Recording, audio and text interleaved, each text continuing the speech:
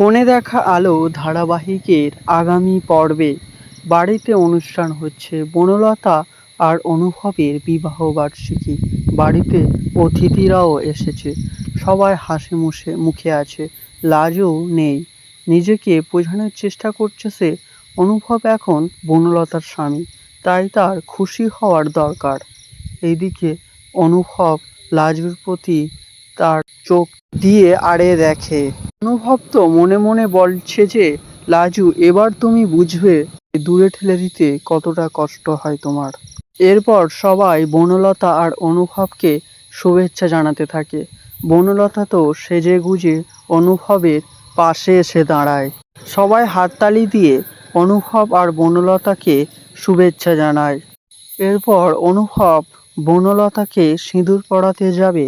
এটা দেখে লাজুর বুকটা কেঁপে ওঠে। সে তার চোখের জল ধরে রাখতে পারছে না। মনে মনে বলে, আমি কেন কাঁদছি? ও তো আমাকে ভালোবাসে না। কেন করছে এরকম আমার সঙ্গে? লাজু চুপচাপ থাকে। চুপচাপ এখান থেকে চলে যেতে যাবে, তখনই অনুভব ডেকে ওঠে, দাঁড়াও লাজু, কোথায় যাচ্ছ? আজ তোমাকে এখানেই থাকতে হবে। এটা শুনে বনলতা তো অবাক হয়ে যায়, আর লাজু চোখ দিয়ে জল পড়তে থাকে। তো এই ছিল কোণে দেখা আলো ধারাবাহিকের আগামী আপডেট।